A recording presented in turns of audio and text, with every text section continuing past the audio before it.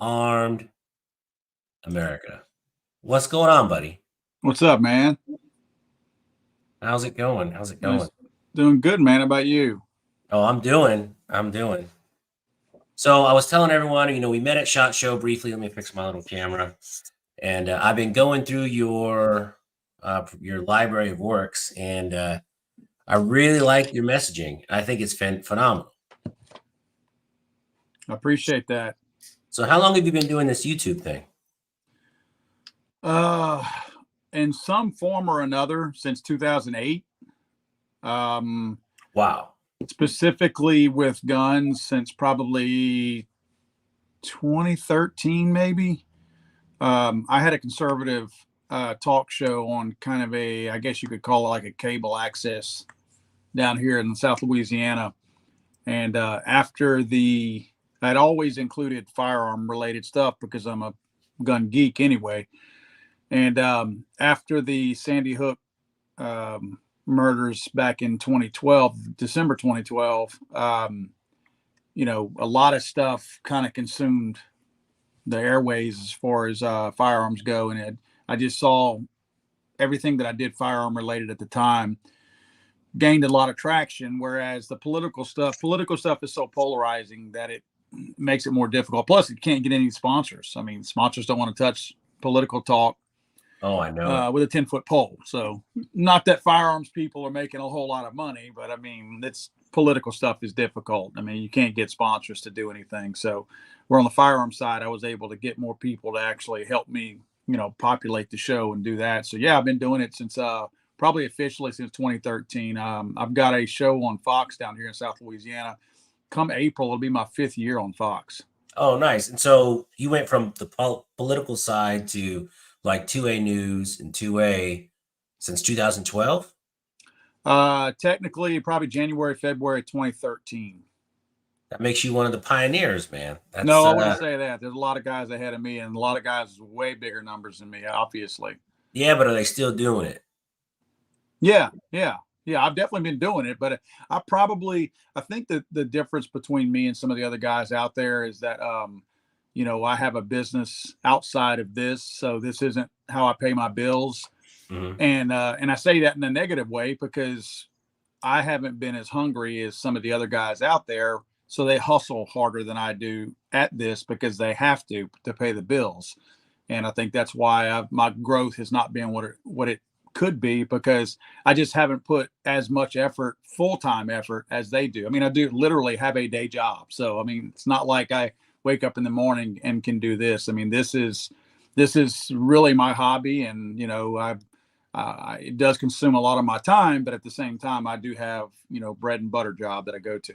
Same. I'm in the same boat. I see a lot of guys that dedicate 100% to YouTube. God bless them. I wish I could too, but I work about 50 hours a week on my regular job, and it's sales, so I work kind of from home, on the road a lot, and I'm always on call. So I'm always doing emails. During a live about 2 weeks ago, I was trying to put out fires during the live. Yeah. And it didn't go so well. So right. I always tell people, it makes me feel better that, man, if I always tell myself if I was doing 100% YouTube, I'd be up there too. But yeah, I just can't do it. I wish I could. That would be pretty nice. Yeah, I mean, and really, I guess there's a point where you decide if you're just going to dive off and do it. I'm hoping that I'm actually close to that now. I have a retail store and a construction company down here, so I wear a lot of hats, and my store and my construction company are not big enough where I have a whole bunch of people running it for me. I still do a lot of the day-to-day stuff myself, so it's difficult, to just say, all right, guys, I'll see you on a couple of weeks or something like that. So hopefully I'll get to a point where I can devote more time. I've actually got I'm resurrecting my podcast at the request of a bunch of my sponsors in 2 weeks, and bigger, better, whole lot of stuff different than what I did before. So I have to make time to do more on this side of the business versus my day job, because now I'm going to have commitments that I've got to fulfill. So I am moving in that direction to do more in terms of, the firearm stuff. But yeah, it's baby steps at this point. The podcast is going to be something that I'll only put out one podcast a week. I'll release them Monday morning, and eventually I'll move to probably two a week. But that's probably the frequency that I'll put them out there. Yeah, I mean, before SHOT Show, I was running out of guests, man, because I was like, man, because honestly, I'm not too picky. Well, I'm very picky who I want on, just because I want them to be able to carry a conversation. I want them to be interesting, have some kind of two-way background, and people like yourself fit the bill perfectly. Super smart, been around forever, and I'm not an expert on anything, but I like experts on. Hold on, but I am digging your lighting. I'm a little jealous. Yeah, I'm digging that red. Let me see if I can throw a splash of red back. there you There go. you go. There you go. Right. So let's check the chat real quick. See who's in the chat. We have me. I'm always in the chat. Jesus, Fluffy, Bob Goodwin, my buddy. What's up is in the chat. Mr. FNH asked about being a moderator. You know, I don't even know how to do that, how to make someone a moderator. But we have the one and only Bulletproof Blondie. Welcome to the chat. I'm honored. She's famous. You met her at SHOT Show, right? I don't think so. And if I did, I'm sorry, because I don't remember. And trust me, if you met her, you'd remember. I would know, right? 100%. She leaves an impression. Okay. All right. And I don't know about you. So what number SHOT Show was that for you? That would have been, I've either been going probably since 2014. Oh, yes, wow. So that would have been, what number? 7, 8? Well, 7, because we didn't have one last year. So 7 SHOT Shows. That was my first one. And I had, you know, what's funny, it depends who you talk to. It really depends who you talk to. Like some people were like, it was amazing. It was so much fun. Some people were like, oh, it was horrible. There was no new guns. I didn't have a good time. And I'm like, you know, glass half full kind of guy. So I went in with an open mind and I just had the best time ever. I met tons of cool people and I picked up some pretty cool stuff. I'll be reviewing some pretty cool stuff. Yeah. No, I thought SHOT Show, I mean, and it sounds kind of selfish, but from my standpoint, for what I go there for, this was actually a good SHOT Show because I didn't have to fight as many people. It was probably a good 30 or 40,000 people, less than what's normally there. Yeah, I heard that's bananas to me because for me, when I was walking around, I thought it was the perfect size. Yeah. No, two things helped. Obviously, the lack of people there, but moving some of the booths over to Caesars made a big difference also. Right. That was pretty big to lessen that crowd, and putting a couple of the big guys over there helped out also. So I think, definitely I thought just maneuverability made it a little bit easier to get around, even at night. I mean, I think it was the Circle Bar where you and I met. Right. Man, usually that thing right there, to get a beer or a drink or something like that, you thought it was bad then. It was pretty bad. It's been so bad before where you're like, I give up. You know, I'd go put money in a slot machine just to get one of the girls to bring me a beer because I couldn't get one from the bar. If I was one of those waitresses, I'd be working that Circle Bar. Yeah. We would make a killing. Absolutely. So I went over to the other bar and got a bucket, threw some ice in it, and brought back 5 or 6 beers. And God, the prices in Vegas are astronomical this time too. Yeah. Yeah. I bought the one time I noticed the price was I bought a beer and a bottle of water for someone who's working with me, and it was $14. I was like, huh? That's not bad. I couldn't believe it. $14. So I bought, when me and my wife got there, I bought a beer, and she had like I don't know what she had, some kind of fancy schmancy drink. It was $31 for 2 drinks. Holy smokes! Vegas used to be cheap. Yeah. No, because we used to go there. 10 years ago, we were going there all the time, and Vegas was absolutely like one of the cheapest places to go, and nuts. It was absolutely bananas, man. Yeah.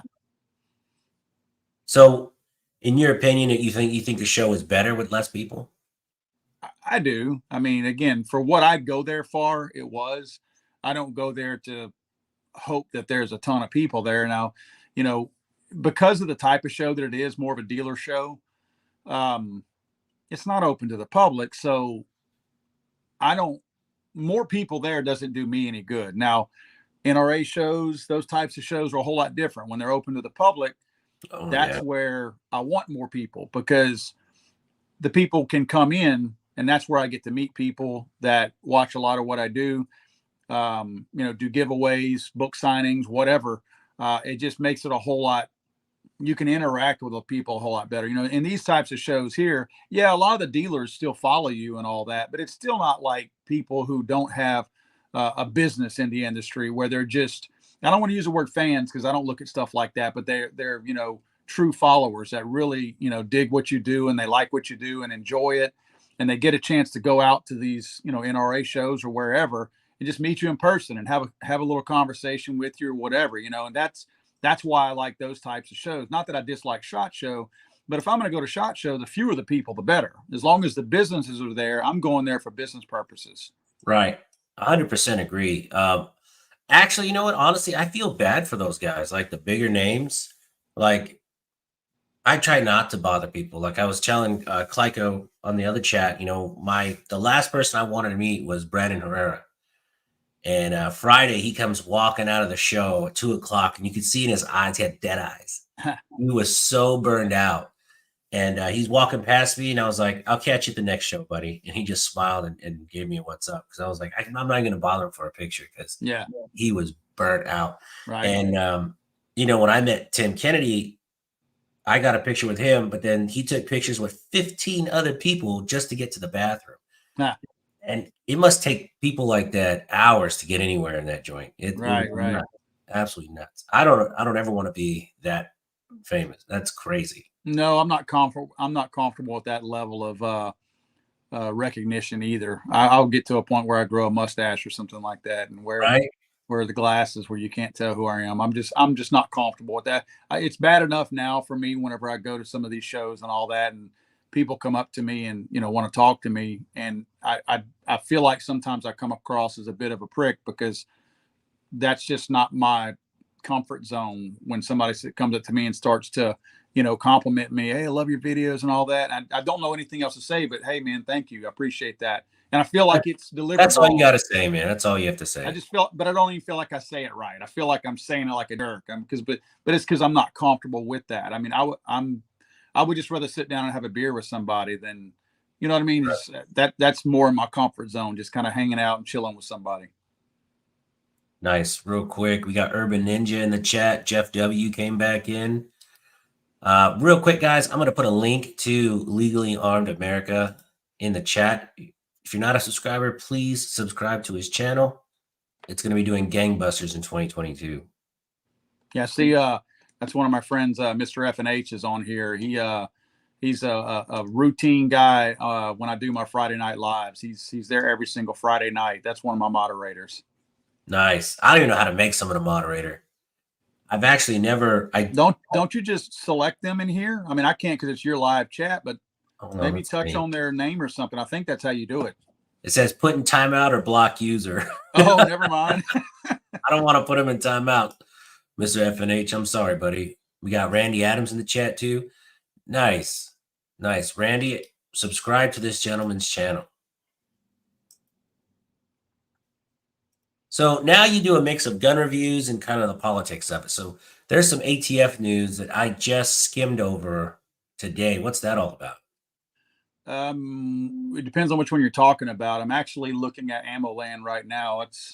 I saw of course you have the rare breed trigger bust that the ATF did. And then you have, what was the other one? So the rare breed trigger was one, and then there was another one today. The CRS.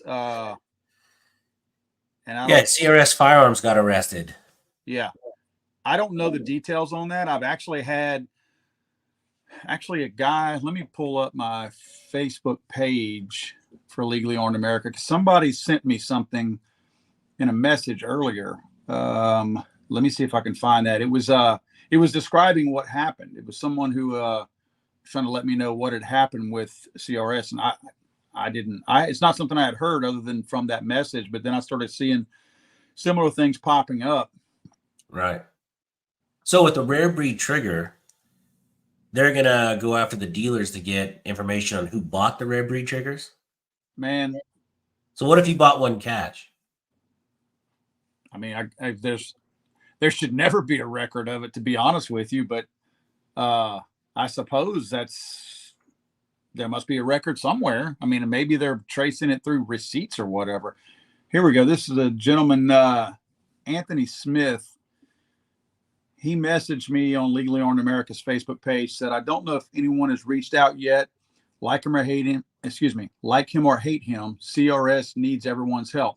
He was arrested this morning having to do with auto key card and conspiracy, aka being silenced and arrested by the government. He was advertising a legal product and stopped when the shit started. He needs everyone's help, even if you don't like him, because there will come a day when they come for you and your guns, and there will be no one to come to your aid when you need it the most. Please make yourself and everyone around aware. Blah, blah, blah. What is an illegal key card? I don't know what that is. If I'm not mistaken, I believe, isn't that the piece of the metal card that actually has the and I know I'm going to get this wrong, but it's something to make your AR-15 fully automatic. I believe that's what it is. It's just like the piece that you, or a piece that you need to put inside your firearm is carved out and like engraved in a metal card.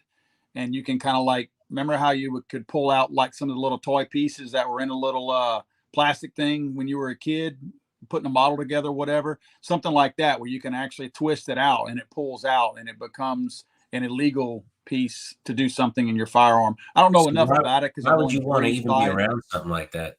Pardon me? Why would you want to be around something like that? I mean, I don't know. That's, again, it's not something that's ever been in my wheelhouse, and I hope that's like those people that have the flashlight suppressors, or they do the oil can stuff. Yeah. You know, it's cool, it's a novelty, but look, man, I'm not taking a felony just to have something cool. Well, and I hope I'm not misspeaking on that, but the little bit of that I've breezed by that in the past, I believe that's what it is. And if I misspoke, I apologize, but I think that's what it is. Oh man. Yeah, so the rare breed thing is I bought mine cash. I have it. I didn't install it. I have no plans on giving it back. Yeah. That's mine. You know, I mean, what do they call them, post facto or laws or whatever. I'm not a fan of you passing a law that I did something legal and all of a sudden you pass a law. So what I did perfectly legal in the past is suddenly illegal. Right. I feel like, well, when I made that transaction, it was legal. So, I did nothing wrong. I can prove to you when I bought something and it was perfectly legal. Again, I'm not sure. I'm not an attorney, but it's post facto or post facto laws or something like that means you can't pass a law retroactively that goes backwards. Right. In the words of my grandma, tough noogies. I ain't giving it back. That's right. So you're from Louisiana. Were you born and raised down there? Oh yeah. I actually, my house where I live right now is probably, if I had to guess, I'd say it's probably about 4 or 5 miles from where I grew up. Oh, no kidding. Yep. But you've traveled a lot, right? Oh yeah. No, I've been all over the world. This is home and I'll never leave here. Man, that is awesome. I'm a refugee from California and I will never go back. Yep. But I went back a few years ago and I realized how crazy it was when there's people still on my block that have never left 30 square miles of that area. Wow. Like them going to San Diego is like a field trip, man. That's like the craziest thing. Yeah.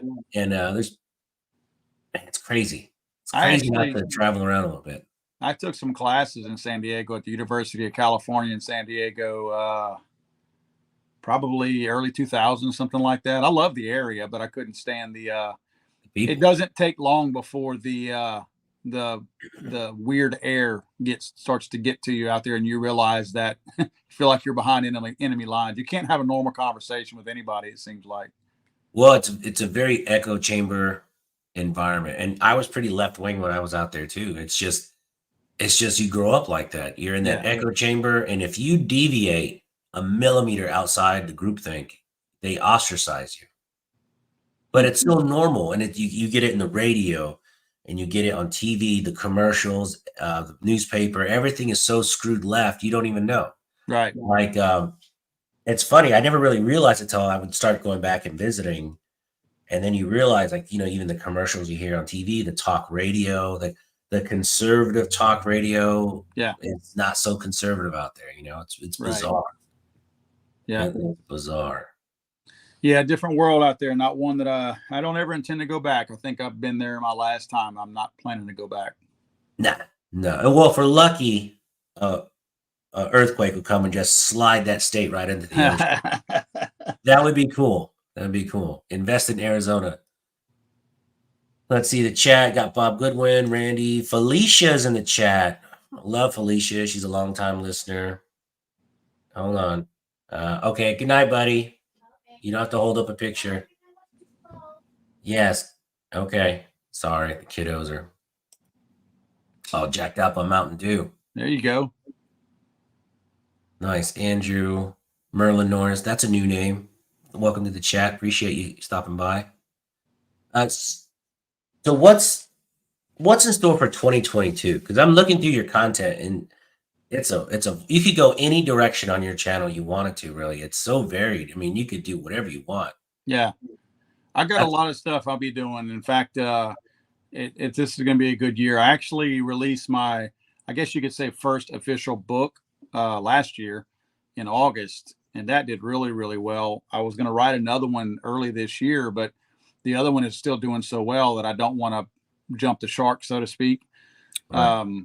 So I'm just going to kind of ride the wave on this current book and maybe wait till the end of the year before I kind of start messing around with the next book. Again, I've reordered this other one. I think I'm on the 3rd edition now. I've reordered twice already since the 1st edition. No kidding. What's it called? Is it on Amazon? It is on Amazon. Actually, this is my note one when I do interviews and stuff like that. It's got all my notes and stuff like that. How to Make a Monster? Yeah, How to Make a Monster, and Why No One Cares. And at the very bottom, I don't know if you can see that. Yeah, there we go. I was going to say not How to Make a Monster. I got a book on how not to date a monster. You're right. But pretty much this book is on what the media calls school shooters, mass shooters. I call them rampage killers. And I've got 254 footnotes in it. It's a research book. It's not just a book of me spouting my opinion. It's researched, and some people, I think, it is pissed off because I actually draw some correlations. Believe it or not, I was putting a video together 4, 5, 6 years ago on school shooters and kind of scratching my head, not, being smart enough to know that guns don't create school shooters. I'm smarter than the average bear, and so I can put 2 and 2 together and know that the presence of a gun doesn't make somebody want to go shoot up a school. So unlike the Giffords Law Firm and the Everytown for gun safety and all that, I know better than that. So I was like, yeah. But I did have that question in my head. Well, what is causing this? What's the commonality between them? And man, when I started researching it at a kind of a high level, I found some commonalities, 3 more importantly, that seem to pop up on every single one. So I started doing some research, and I did a video back then on it. And it's so weird to go back and look at that video because that was the premise of the book. And after that, I started researching, and it's more of a deeper dive. And the more I kept digging, I was finding things that I was like, I did not know it was this bad. And then I started really looking at other things like who's making all the real money, how much money all these anti-gun groups make, where they pay their money, who makes the money, which of these politicians out there. Bernie Sanders, I think it was in 2019 or 2020. I'm not sure exactly what year it was. It says in the book. I just don't remember what year. It's either 19 or 20.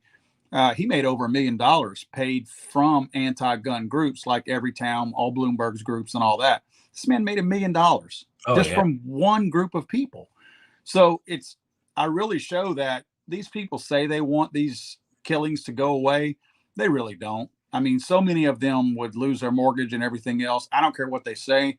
That might be passing judgment on these people, but I do believe that if they're willing to go after guns and not actually try to fix the problem, in other words, there is a problem out there and they're doing nothing to fix it by blaming a gun. they're totally sidestepping the actual problem that we could be working on and trying to help these children not to evolve and grow into that. But they don't do that. So that tells me what kind of people they are. So they're garbage in my eyes. So I don't care. 100%. I don't mind passing judgment on them. And I do think they're evil people. I truly believe in my heart that they're bad people. Well, there's one thing that's always been true, no matter what situation is, you just follow the money. Yeah, absolutely. And like I have a friend that works with homeless people in California, and it's his job to go out and talk to them and try and rehabilitate them.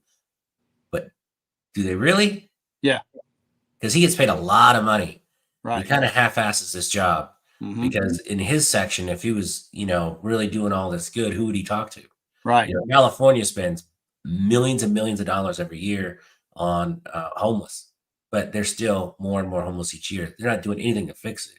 Right. Like I do international logistics, and all these vessels, all these steamship companies, man, they were taking vessels out of rotation before the coup, and they're making $1 billion a quarter. Do you think they're in a rush to fix any of this congestion? No, absolutely not. Nope. No way. Nope. So, I mean, everyone talks about truckers too, how they're so stressed out. Well, truckers, a year ago, 2 years ago, a trucker would get $400 to drive a container from here to Dallas and back. Now they're getting $1,500, $1,600. The trucking companies don't want it to stop either. Right. Nobody really they say they do, but they really don't. Right. Yep. Well, to answer your question, I may do another book this year. I'm not sure. Probably my biggest news is, and hopefully today, I'm still waiting on the email to come through. I'm trying to land 3, possibly 4, but 3 for sure, big sponsors to relaunch my podcast. It's called the High Capacity Podcast, and it'll launch in 2 weeks. I mean, I'm doing it. This is actually all my studio equipment's over here to the right. And it's going to be a good podcast. I'm looking forward to it. I'll put out 1 a week. That's a big deal to me. That's a catchy name. Pardon me? That's a catchy name. I like it. Yeah. And then probably the neat thing that I wasn't expecting this year and just kind of fell in my lap is I am actually the new state director for Gun Owners of America in the state of Louisiana. And that's kind of a big deal because for me it is, because it's things that I was already kind of doing, not all of it, but I was already going to our state capitol. I was already lobbying for constitutional carry. I was already making the phone calls. I know a lot of the politicians in the state. Right. So I was doing a lot of this work already. And one of my good friends who was the state director for Louisiana, he's taking on more of a business, or he's taking a business role on more work that it's a business opportunity for him that he's just not going to be able to devote quite as much time. And as luck would have it, I'm actually creating some time where I'm going to be able to handle that. So it was kind of a natural progression for me to move into that role. So for me to have it in an official capacity is kind of cool because I already knew a lot of those guys already. Because again, I go to the Capitol to speak on different types of topics that are gun related or Second Amendment related. Nice. So what do you think is the biggest challenge we're going to have in 2022? Being able to afford groceries, but outside of that, Second Amendment related. I mean, I think from the gun industry, I really believe this is going to be, which this ATF stuff is a little different. I wasn't expecting that, but I was expecting 2022 to be a very quiet year. I do see ammo coming back. The ammo manufacturers will tell you that. I see the Democrats, and I'm not trying to make this political. I know you don't have a political show, but I see the Democrats are extremely scared right now because it's just complete and utter failure across the board. And everything they say, touch, do, dream about, wish they had, everything. It's just a complete and absolute failure. I've never seen anyone fail as much as they seem to be failing now. It's like they're trying to fail. And because of that, they're going to get slaughtered in November. So I don't think any of them, at least at the federal level, can afford to risk bringing up any kind of an anti-gun bill. Not that any of the pro-Second Amendment people would vote for them, but that's that many more people that would probably vote against them than normally wouldn't even bother voting. Like you might get in a state where somebody be like, I don't give a crap about this, this election. I don't care who wins. And the Democrat gets voted out. Well, if you've got a guy that if one of these people brings up an anti-gun bill, well, then you're gonna activate all of those pro-gun people that now are saying, all right, I'm voting in this election. So now they make sure the person is going to lose. So I do believe it's going to be an extremely quiet year. I think it's going to be an absolute bloodbath in November. I really do. I mean, it's not wishful thinking. Believe me, I don't have a very high opinion of many Republican politicians either. Look at how many are retired. I think there's 26 people retiring or something like that. They're retiring because they can't win. They know they can't. Bananas. Absolutely bananas. Yeah. And I don't want this to sound like I'm making a massive pro-Republican statement here. I have a very low opinion of Republicans also. I think there's a bunch of scumbags in Washington, D.C., but clearly at least there's a positive to the Democrat side. At least they're anti-gun. It's not like the Republican that you either vote for or you support. Then you find out he's not pro-gun down the road. I mean, I don't know which one is worse, but at least if we can. Republicans are spineless enough to where if they get in power, they don't pass any pro-gun bills, but at least they don't seek out, or they won't let an anti-gun bill pass. In a lot of cases, they won't. Now, I think all politicians in DC, regardless of party, now have gotten to the point where they're also scared of gun bills, whether it's pro or anti-gun bills.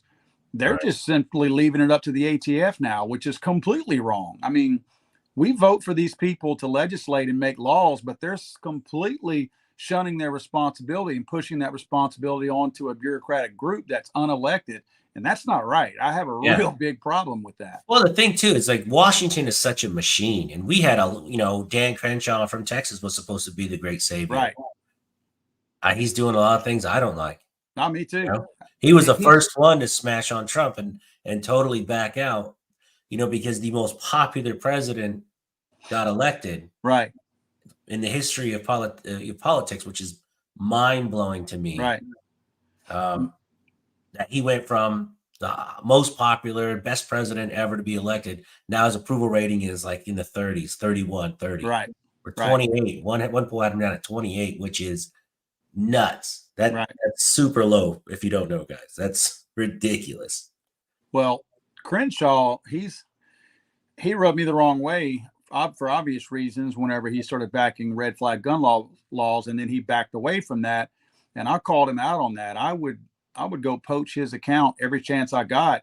He would make a post about Happy Mother's Day, and I would say, same to you, all red flag gun laws are unconstitutional. I would post that on all of his stuff because I wanted him to know, we know what you're doing. We know you back these things. And people say that, I think I put a video out on it a couple months ago. People say that an elected politician who's using their social media account for official government use, in other words, if they say Representative Dan Crenshaw, just using that title means it's being used for official use. Otherwise, you can't. If it were his personal page, he just said Dan Crenshaw, and he didn't talk about bills or anything, then that's not being used for business use. But he is using it in the official capacity, and he has blocked me. And everyone, even people from Gun Owners of America, said he can't do that. I'm like, well, he did. I cannot search. I can go through Legally Armed America's Instagram account, and if I punch in exactly letter for letter Dan Crenshaw's handle on Instagram, it will not pull up. But I can go into one of my other accounts on Instagram, and it pulls up and lets me follow him and all that stuff. The man has blocked me. Shame on you, Dan. Yeah, exactly. I voted for that guy. I thought he was going to be the next savior, but just because someone was a Navy SEAL. I know a lot of ex-service members. I love these guys, but they're still a-holes. Yeah. I mean, just because you went over to Iraq and Afghanistan and fought for the country, I mean, God bless you. God bless your service. But you could still be an a-hole. Oh, absolutely. Yeah. Nothing removes that from your personality. That's for sure. And you know what? I think, unfortunately, Washington is just a machine. And once it gets a hold of these people like that, Marjorie Greene, she has all these delusions of grandeur, but 5 years up there, she could be the next Nancy Pelosi. You just don't know how it's going to turn. Yeah. It's crazy. It grinds these guys down.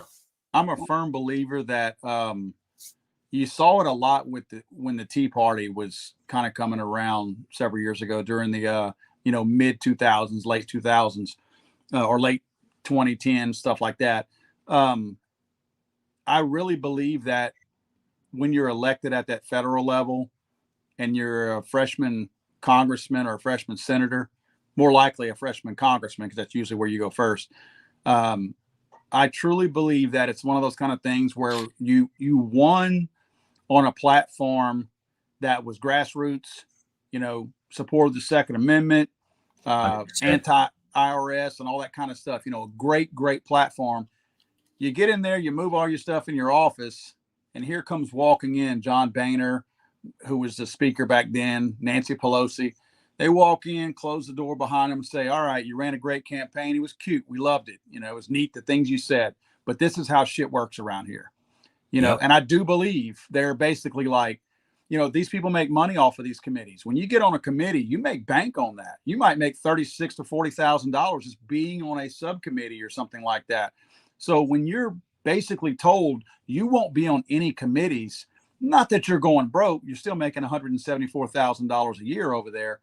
But there's a whole lot of money to be made in Washington, D.C. When people start striking you off of these committees and disallowing you from being on any of those, plus you don't get TV time, you kind of get blackballed. You won't be around there very long. And I truly believe that people turn because they're either, this is a cush job, I got it made, I don't do squat, I only work. I mean, they work probably less than Santa Claus does all year long. I mean, they don't put the time in. I wish they worked less. I wish some of them never went to work at all. But that's right. To your point, when AOC tried to go at Pelosi, I called it. I'm like, she's not going to, that old guard is going to grind her up. And then now she's whipped into shape and she's quiet and meek and waiting. She's just waiting for her turn. That's right. Because Pelosi probably went in there, shut the door and said, hey, I know Hillary's guys too. One phone call, you're taking a nap. You know what I mean? That's it. Yep. Guys, if you like this, please like and subscribe to my channel. I'd greatly appreciate it. And if you're not a subscriber to Legally Armed America, I just put a link in the description. Please subscribe to his channel. I'm sure he would greatly appreciate it. Bob Goodwin has a good comment. He goes, please don't get complacent. A wounded animal is very dangerous unless they forget who they are. Right. Which our president does quite a bit. Right. That guy, he gets away with so much stuff. Oh man. It's just bananas. The whole SOB comment, I can't believe it. We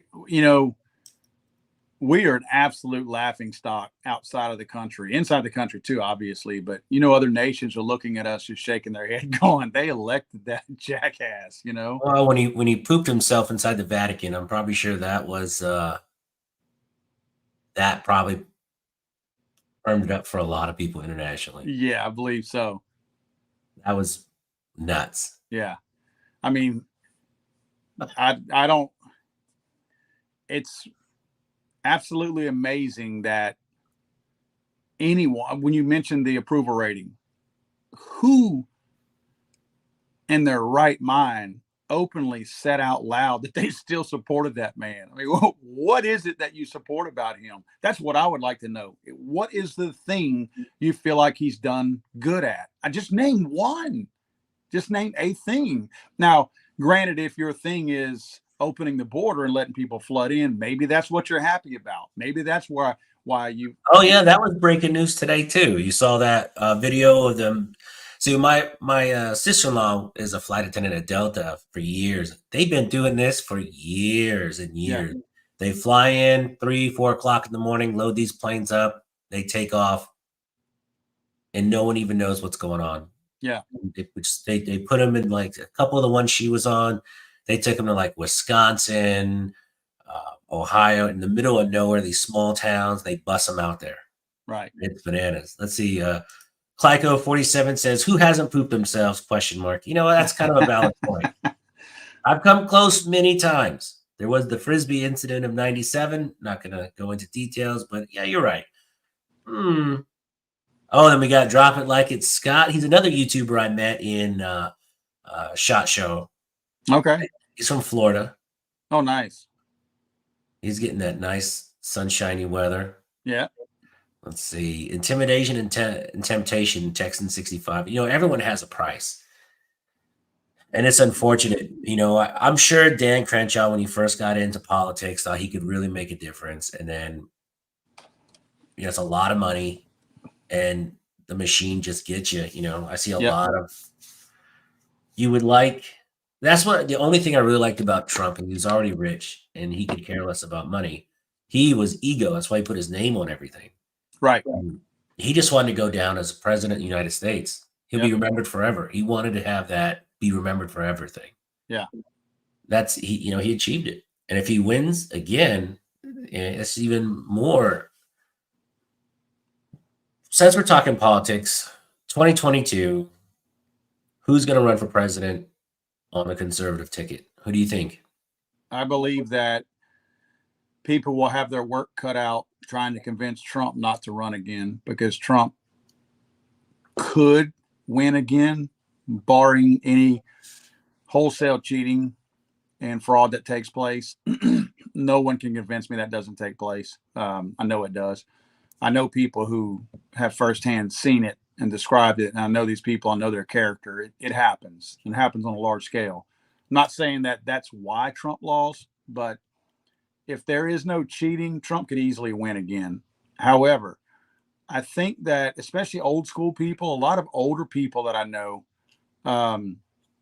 really have a problem with his ego. Like, they support his policy, but I know people who sat it out the last time just because they couldn't bring themselves to vote for him. And I feel like there's still a lot of people obviously like that. And I will say this, now that they get the alternative, I think they realize, oh crap, I should have gone and voted for the guy. Yeah. But I do think Ron DeSantis could absolutely whip whoever they put in front of him. I do not think Joe Biden is going to run. I do not think they will. I don't know what the Democrats are going to do. Joe Biden can't win again. I don't think Joe Biden will be alive in 2022. I truly don't think he will. Kamala Harris is an absolute train wreck. That woman can't do anything right. She is, and I don't, somebody's going to be offended by this. I will say this because by definition, this is exactly what she is. She is a freaking token. Joe Biden said that he was going to name a black female vice president. And if you look up the definition of a token, that's what she is, because he chose her for that only reason. This is a woman who got less than 1% of support while she was trying to run during the primaries. Yeah, she had to drop out. She ran out of money. Nobody wanted her. No one voted for her. And then she calls Biden a racist, and then he picks her to be his candidate only because she's a black woman. Not just like the whole Supreme Court argument right now. Nothing is more racist in my mind than you telling me you're picking somebody out of all the candidates who are probably more qualified, but you're choosing somebody because of their gender and their skin color. That is the most bigoted, racist thing I've ever heard of in my entire life. Joe Biden did it once, and he's trying to do it again with the Supreme Court justice. It's not going to work. Nobody cares. So East Texas Country Boy asked, what do you think about Pence running? I'll go first. Can't stand the guy. Yeah. Cannot stand Pence. For me, he's just chicken. Yes. I don't, Pence, you got to have somebody. That's why Ron DeSantis would be good. You got to have somebody in there. I'm tired of people who are supposed to be representing me being the diplomat. I'm not saying you can't be diplomatic about some things, but you can't be diplomatic about all things. You know, there's a time when you say, no, bull crap. This is how it's going to be. And I don't think Mike Pence is capable of that. No. Mike Pence will not put his foot down. The only thing that scares me about DeSantis is that he was raised to go into the machine. Yeah. You know, that's all he's known. He knows politics, and I think if he gets in there, I mean, I like what I hear, but who knows? I mean, there's no other outsiders like Trump out there, so it's going to have to be, unfortunately, somebody that, you know, unless Trump christens somebody else that he says this is the next guy, which, I mean, Trump stands to be the kingmaker until the day he dies at this point. You know what's crazy is someone said, hey, maybe the Democrats should nominate The Rock. That would not surprise me. That would not surprise me. Well, I know it's not going to be Alec Baldwin. He's got some issues going on right now. Yeah. Hey, I really liked that video you did, and that video did gangbusters, man. Yeah, it did. It definitely took off. It was just the right time. It was great. And so, as far as Alec Baldwin, do you think he's gonna do any time? Man, I think that we are living in the age of the elite. Uh, they're going to say that because of public humility, they're going to equate that to time served for Alec Baldwin, and he will not serve a freaking day in jail. I truly, in my heart, believe that. Crazy. I can't believe he went 2 months without turning over his phone. If that was me or you, it would have been an hour. As soon as That's they that. give that to you, they give you like a week, right? Yep. That's that elite class, man. We don't qualify. Absolutely nuts. Absolutely nuts. So Randy Adams says, no apologies. We need a younger Republican. He says he's 64. I don't know. I don't know. If Trump ran, I mean, you'd have to vote for him because who else is gonna? Yeah. And then if DeSantis goes against Trump, I mean, that wouldn't do the party any good at all. I don't think they will. I think that they would. I think somebody would, which I mean, somebody would have to intervene, but I think somebody would have to get involved as a group and say we can't do this. I mean, but I mean, you got to have a primary. So what Republicans are going to try to run against Trump or DeSantis or whatever? If Trump doesn't run, then I think you'll see way more guys. What was it, 16 Republicans that tried to run for president when Trump ran? And he smashed all of them Yeah. easily. Yeah, I mean, if he decides not to run, I think you'll have another packed house like that. But if Trump runs, I can't see many. You still, and I truly believe this. I think old Jeb Bush is going to stick his toe back in there again. That guy feels like it's his destiny to be president. No way. He thought it was his turn last time, and I believe he was. I think he was shocked that he was not the chosen one last time, because he felt like it was his to have. Yeah, I really liked, in Texas, we got Ted Cruz. I like him quite a bit, but he says some things that you got to figure these guys are on camera. They're doing speeches every single day. They're going to eventually say something you're not going to like. Yeah. But majority of the time, Ted Cruz really has, for me anyway, I've never heard him say too much that I don't like. Right. Yeah, he's a strong one, and I mean, I think what I like about him, because I don't just support the Second Amendment, I support the entire Constitution, and I like the fact that he's a very strong constitutionalist. I'm not saying he'd be my first choice, but he's extremely strong constitutionalist. I mean, if it came down to him, I certainly feel a whole lot better having him in charge than some of these other clowns. Yeah, 100%. Let's see who's in the chat. Barry McFarland, it's a good buddy of mine. He's who I ask about politics because I don't know enough about it. I know enough to get in trouble. Right. So as far as let's talk about other YouTubers, other podcasts that you like personally. So you gave Jared a huge shout out the other day, which was amazing, and I agree too. Jared, Guns and Gadgets, man, solid guy all around. I met him a couple times now. And he always takes a few minutes to say hi and hang out a little bit. He came on my show. He didn't have to, Right. But I always appreciate that guy quite a bit. Who else besides Jared do you look to for either inspiration or you just like their content? Give me like your top 3. Oh, that's tough. Honestly, man, I don't watch a whole lot of YouTube. I knew you were going to say that. And I've told Jared this, and I'll probably said it in other ones of my videos. I know I have. The reason why I'm obviously aware of Jared is because he is so quick on the draw with the news that he gets, because he knows so many people on the inside that his notifications many times will prompt me on something that I need to jump on and start investigating in order to hurry up and bang a video out to get it out there. I literally use him as a news source. I mean, he is quicker on the draw than most of the news agencies out there in terms of Second Amendment related stuff. So I don't necessarily go to YouTube to watch YouTubers, but I happen to really follow him because I use him as a news source. It's a different way that I use him. I don't do it for entertainment purposes. I literally do it to, in some cases, give me a heads up on something that I need to create content on for my own channel. Right. So I have a lot of windshield time when I drive. Mhm. And so I'll go on YouTube. I won't watch YouTube while I drive, but I'll listen to it. Right. Whatever's on Joe Rogan. If it's a good, I'll listen to Joe Rogan. I've been listening for years. Brandon Tatum is another one. Now you, and then of course Jared. Anytime Jared has something, I definitely click it just to see what it's all about, get the cliff notes. But I don't watch a lot of gun tubers.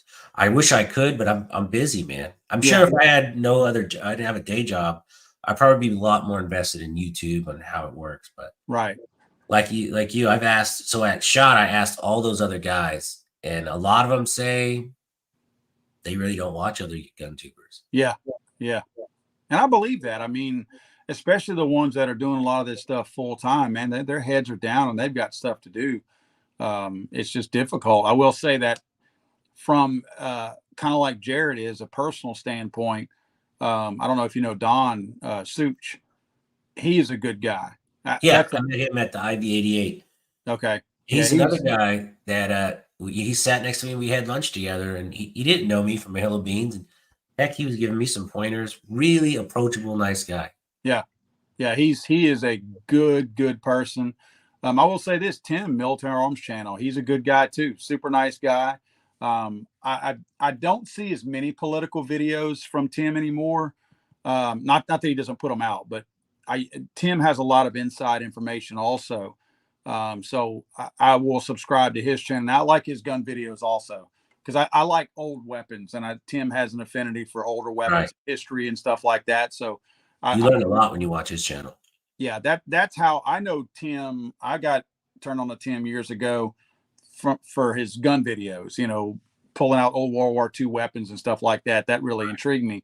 But over the years, he's kind of evolved into, he knows a lot of folks in the industry. So now when a news, and I forget what thing it was, there's a couple things either last year or the year before that, boom, he broke the story. And so, I mean, I do look at him for that also. I'd say him and Jared, I just haven't seen as much out of Tim lately.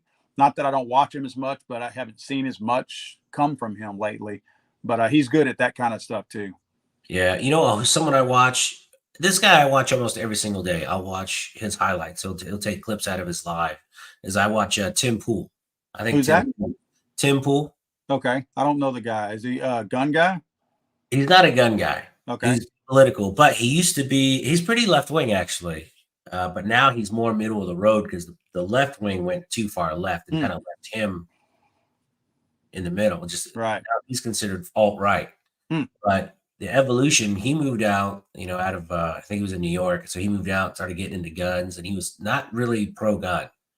Now he's a rabid Second Amendment advocate within a span of about a year and a half, 2 years. Wow. So, but yeah, Tim Pool has a great channel. It's a lot of current events, current stuff. So I love Tim Pool. Solid channel. Okay. I'll have to check him out. Yeah, he always wears a beanie. He's just some young kid who's a reporter, but he's fairly liberal on a lot of stuff. But he's very fair and middle of the road. I really like his channel just for that aspect. Right. Solid. Good. Let's see. In the chat, we got Mike McClune. Oh, 2A EDU has a stream. I like 2A EDU too. Do you ever watch his stuff? No, I hadn't heard of the guy. He's great. He's up in Michigan. Okay. And he's the kind of guy that gets you worked up, man, because he starts talking about your God-given right to own guns, and his voice just really gets you. Within 20 minutes, you want to start calling your representative. He gets you worked up, and he has a really solid live stream. 2A EDU. Great channel. I'll have to check it out too. Yeah. So your podcast is starting. Do you do guests on your podcast? I will. Yeah, I'll have guests on there. Probably wait till the second week to have my first guest. I have some of my sponsors that are going to be big supporters, or are actually two of them are very good interviewees. Nice. So I'll definitely, one of them I'll have on for sure once a month. Very good person to interview. A lot of historical information. The guy knows, really a big, several generation gun owner, CEO. Are you allowed to say who your sponsors are going to be? Not yet, because the ink has not dried yet. So you got to tune in, folks. Tune in. Yeah. I'll know. I'll probably make the announcement. Tomorrow's Friday. I'd love to tomorrow, but the ink has to dry on the contracts first, and for sure it would be next week because I have to. By next week, I'll be recording the first episode. My birthday is actually the 7th of February, and that's going to be when the first episode is going to actually be released. Oh, nice, nice. Aquarius in the house, folks. Aquarius in the house. That's right. Mine's February 28th. All right. Very nice. You guys want an address to send a present to? I can post it in the subscription. Yeah, I can do the same. Mike says Matt Christensen is the guest tonight on 2AEDU. I don't know who Matt Christensen is. Sounds good. I'll have to catch him. I'll be honest with you, man. The older I get, the more out of the loop that I am. I don't know who anybody is in pop culture or popularity right now. I'm serious. I'll scroll through a Facebook feed or something like that, and somebody will say, so and so is getting a divorce. I'm like, who in the hell is that? You know, I mean, it just, I'm so far out of it. I don't watch TV. I'll watch sports on TV and a little bit of news.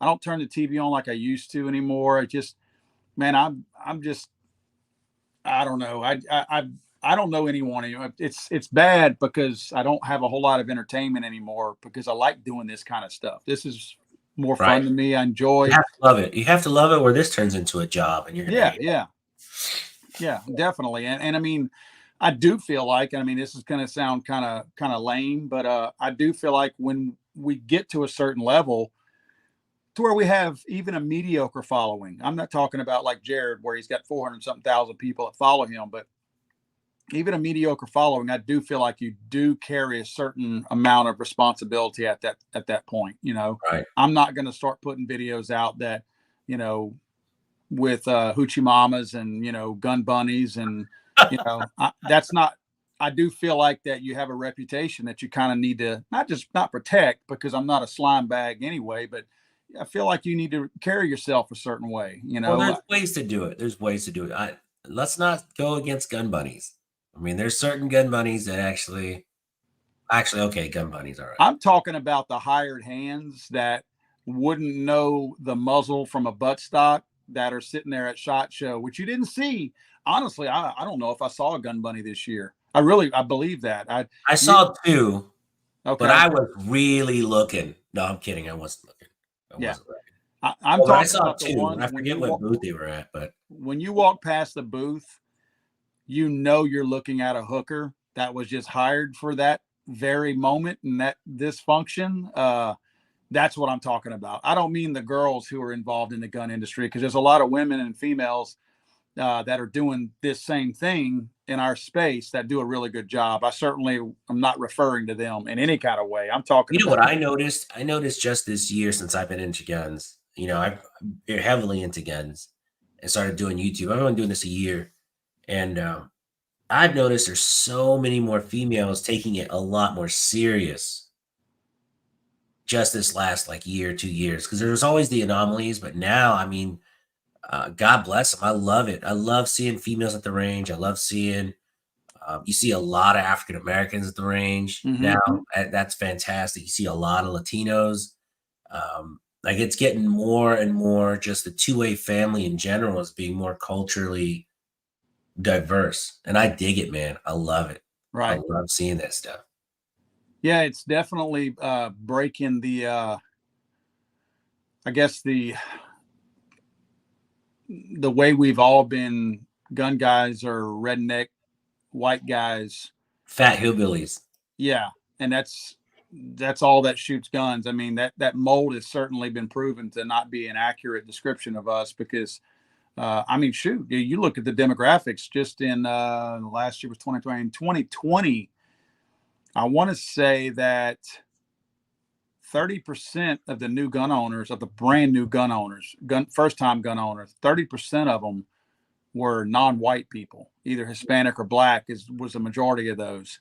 And a good 60%, I believe, and I don't want to mess these numbers up, but I think 60% of new gun owners were female in 2020. Those are massive numbers, because there were tens of millions of new gun owners. I think 7 or 8 million gun owners, not tens of millions. I think it was 7 or 8 million, if I remember the numbers right. Yeah, I think 60% of that was women. Are you kidding me? That's a huge number. What's fantastic, you know what I noticed at SHOT Show, there was a lot of vendors that had like a lot of products geared just for women. Yeah. Holsters. I mean, obviously, with that kind of numbers you saw in 2020, you better, I mean, it's a great business plan to design something that's focused on women. Yeah, so I was walking on the show with my wife, and then there's this company that's going to send her some tactical capris or tactical stretchy pants. Okay. Do you mind if I get that? I'm like, whatever. Right. I'm not going to say no. Yeah. I mean, spandex, I mean, it's not for everybody. Right. But, you know, you still fit the mold, baby. Keep going. That's right. But she had a great time. I had a great time. SHOT Show in general, I thought was phenomenal. I met so many cool people like yourself, and I can't wait till next year. Next year, I'm going to have kind of more of a game plan. Yeah. Because this year, Dan, the firearm guy, he told me, he goes, just go and just walk up the aisles. Don't try and concentrate on getting meetings and all that stuff. Just go have a good time and just soak it in. Yeah. That's what I soaked the environment and a bunch of alcohol in. It was great. Right. Yeah. Nice. So you have your podcast coming. It's going to be eventually twice a week. And what was it called again?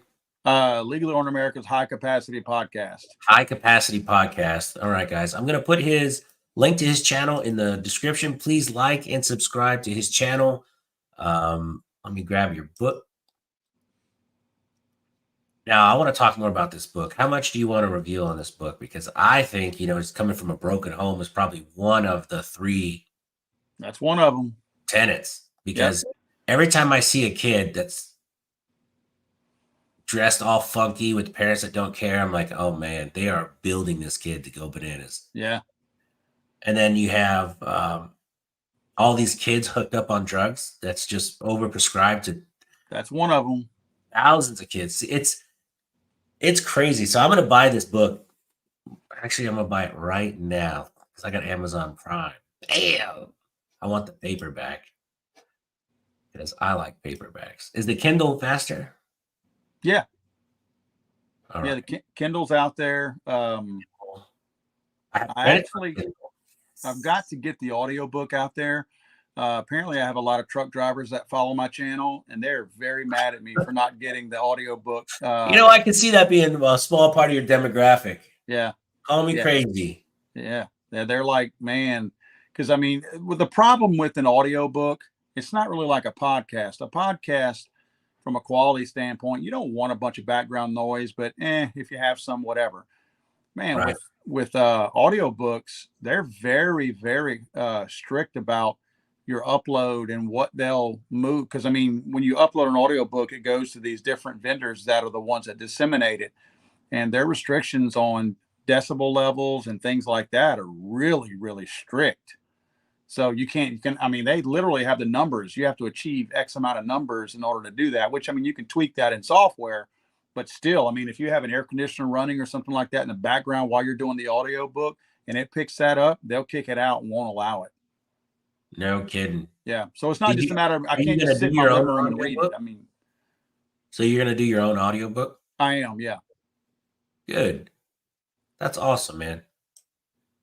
I like just listening to all kinds of podcasts because I have a lot of windshield time. I'm driving all over Houston, so I love it. Bulletproof Blondie chimed in because he is correct. 60%. Thousands of women, millions of women. That's crazy. That's unreal, man. It's because just this year I've noticed way more women at the range by themselves shooting. And that used to be a complete anomaly. I would never see a girl at the range by themselves. The other day, I was shooting my buddy Mike, and there was 5 or 6 women. You could tell they were just girlfriends after work, and they were just shooting, and having the best time. And man, that's cool to see that. Yeah, definitely. Let's see. All right. So, any gun reviews coming up? Anything you got on the horizon? Yeah, I do. I've got some stuff I'm doing with Strike Industries. I have to remember what all I've got. I've definitely got some Palmetto State stuff going on out there. Really been attracted to their stuff lately. Oh man, their AK lineup is ridiculous. Unreal, man. And that AKV9. Yep. their little 9mm. Yep. I gotta admit, I was kind of humping Josiah's leg. Yeah. I was Yeah. like, buddy, you got to get me one of these. And he Yeah. goes, That's right there, nice. order right there online. I'm like, all right, I'll order. Yep. It.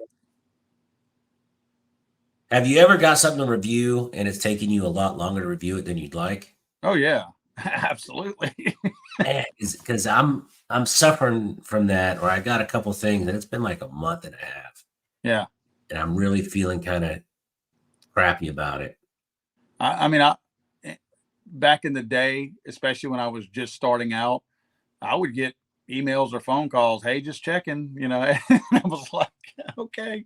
I felt the pressure back then. I don't get that quite as much anymore, thankfully. But I think I might do a better job of getting the reviews out now. And I don't do quite as many reviews anymore because when Hurricane Laura hit, it totally flattened our range. So it's all still being rebuilt. I mean, you can't rebuild something like that overnight because it just takes personal funds to rebuild that. There's not, insurance companies don't pay to rebuild an entire range. So we do fundraisers and things like that. So I have a place to shoot now, but it's still not like what it was before. I had a completely private range. It was covered. I went out there and could, you know, film. I actually, where I shot, and I'll still shoot there once they finish building it, but there was a Cowboy Action Club, or there is a Cowboy Action Club out here that has a private portion of the range, and they would only shoot twice a month. Every other Saturday, they shot out there for competition. Other than that, they didn't touch the range. So it was my range all the rest of the time. I had free range to the range, and it was private. So it's perfect for me, you know. And then the hurricane completely flattened it. So it's being rebuilt now. So my probably this year, my reviews will pick back up again. Nice. Was there anything at SHOT Show that stuck out? Did anything that you saw that was like, hey, that's kind of neat? Now you went all 4 days? No. I actually, this is the fewest days I've ever gone. I flew in Wednesday and left out Friday. Man, I don't know. I hate to keep going back to Palmetto State, but they've got that 5.7 that they're putting out. That's very cool. And they've got that little bitty micro dagger. The reason why that is attractive to me is because I carry a SIG P365 most of the time. This time of year when it's a little bit cooler and I, you know, dress thicker, I'm carrying midsize. But during probably springtime all the way into late fall, I'm carrying the P365 was my weapon of choice. So that micro dagger is something that I really am looking forward to getting my hands on. Yeah, very cool. Like I like the SIG 365. There was a company that was making slides. God, what was the name of that company? But they had a steel slide that would fit right on it, and it was the machining on it looks so clean, and it was like $150. Dude, I'll tell you who's starting to make some really cool products to put not only to build their own 80%, but to modify a lot of these other weapons is Strike Industries. They're doing some really cool work. Their slides are unbelievable looking, just great looking, real sharp looking. They're doing some neat stuff with the P320s right now. But that's another favorite of mine. I'll carry a mid-size P320 a lot. Yeah, I love it. I got my wife one, and I didn't buy it for her. When she saw it, she just said it's hers now. Oh, okay. So that's how that went. And I said, hey, happy wife, happy life. Thank you, Mike. Mike McClune said he just subbed to my channel. I appreciate that, buddy.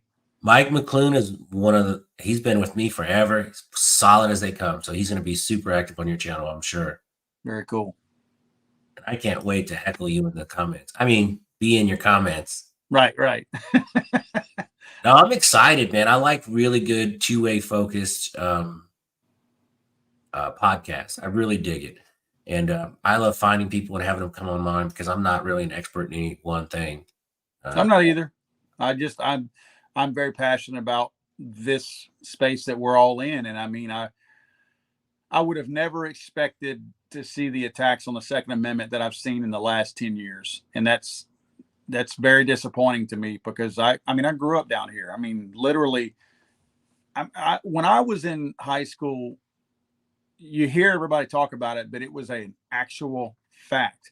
I can tell you that we would throw our shotguns in the back seat or the back of our trucks, cars, whatever we drove. I had actually drove a Monte Carlo, a car back then. and my shotgun and about 3 boxes of shells would be sitting on the back seat of my car in the high school parking lot. And me and 3 of my buddies would hop in our vehicles and drive down Country Club Road and down Big Lake Highway. And there was a field out there, and we would go dove hunting every single fall out there immediately after school. Yeah. You can't do that anymore. And I mean, we've evolved so much into just a strange, weird world where guns were just a normal part of life. It was no different than having anything else, a tennis racket in the back of our vehicle. And now you go to jail for something like that. Well, I mean, if anybody saw a tennis racket in the back of my vehicle, they'd know automatically I don't play tennis. Right. Me too. Yeah, I agree. I use it as like a fly swatter. It's great. It's great. Yeah. Like Savior Equipment came out with this double-sided tennis range bag. It looks amazing. And if you're like a fit guy or fit girl and you have it, it's going to look really nice. Right. On a husky gentleman, maybe not so much. You're not going to really pull off that disguise. Right. I don't think it's going. All right. Look, Bobby Goodwin just subscribed. He's another solid guy. Nice. Thank y'all. Nice. And again, if any of you guys are in here and you're not subscribed to my channel, I'd greatly appreciate it too. Yeah, definitely. Randy Adams says he's been a subscriber for a long time, but he never gets notified. Man, that's happening to a lot of my friends out there, man. They're hitting the notification bell. That's not sending notifications. I was talking to Jared about this last week at SHOT Show from Guns and Gadgets, and I'm sure he sees it on a much larger scale than me. But I'll I'm a numbers guy. I like looking at numbers, and I'll look at my statistics, and I'll sit here and see where I know how many hundreds of new subscribers I average a day.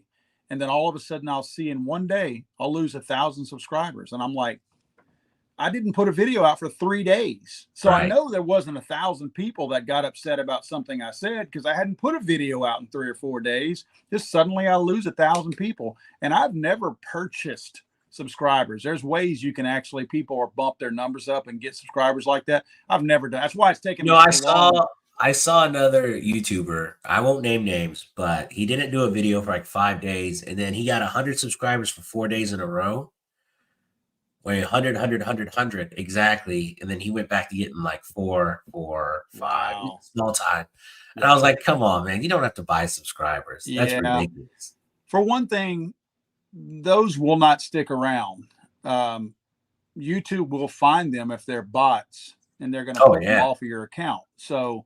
And if it's a legitimate person that really doesn't care for your content, they're just doing it for some of those services that they have out there, then they're going to end up leaving you too. You know, honestly, it's taken me a long time to get to where I'm at. And it's because I haven't bought anything. I mean, I could have probably gotten to where I'm at now in 5 years if I would have started purchasing, probably less than that if I were purchasing subscribers, but clearly I haven't because it's taken me forever to get where I am. Well, I mean, you could always get some of that gun candy on your channel. Yeah. Start wearing a dress or something, you know. Hey, it's true. Yeah. You know, what's funny? I ran into another gun tuber, and again, not naming names, but he has a person on his channel. It's a very nice young lady, very easy on the eyes, and his channel is not growing. And I'm like, you're just not using it correctly because you got to have the right content with the whole package. Yeah. Then you'll grow. Yeah. Bulletproof Blondie in the chat says, I think I picked that exact slide up for my 365 if you're talking about Safari Precision. I've never heard of Safari Precision. No, it was not on my side of the file. Look here's another thing that happens too. People get unsubbed. I've had a lot of people say, hey man, I was subbed to your channel, but I'm not subbed anymore. What's going on? Yeah.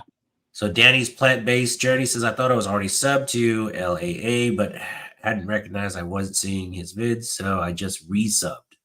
Yep. And that's exactly what I'm talking about. That these are people that I know. Honestly, I've never unsubscribed from anybody. So if I'm ever unsubscribed from a channel, I got unsubscribed. And I don't even know how that works because I understand how when you subscribe to somebody, it's not like you're on a bridge and sometimes you might fall off. So I get where you could lose a subscriber. No, somebody has to purposely go out there and pull that subscriber out of it. So I don't I think understand. I've never unsubscribed to anybody too, but I think they ask you, are you sure you want to unsubscribe?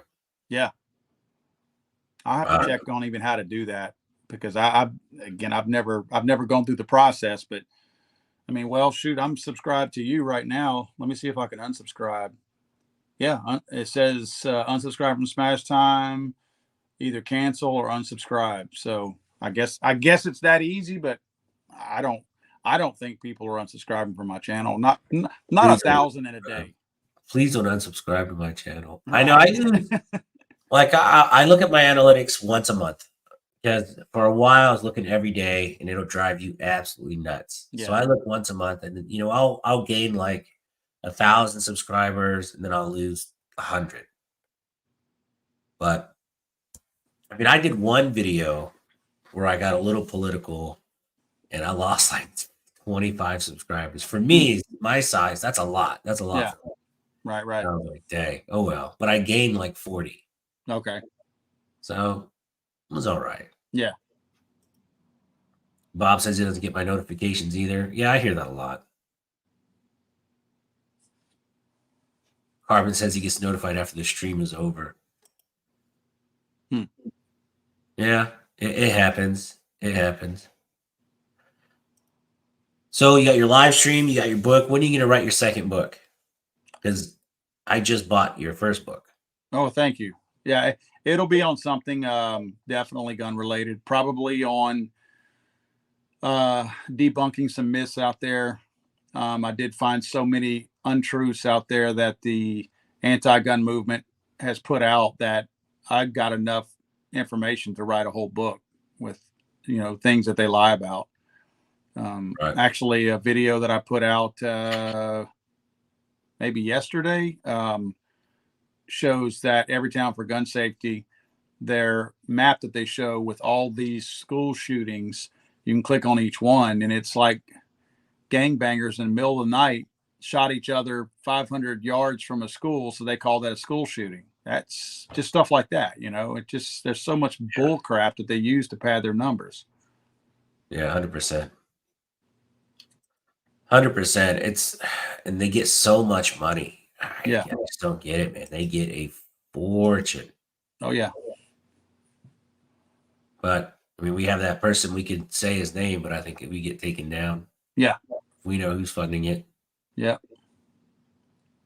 Horrible. Let's see. Bulletproof says she's going to show her slide soon in her post. Nice. Bulletproof, she does more Instagram than YouTube. She should do her YouTube channel, though. It's taking a long time.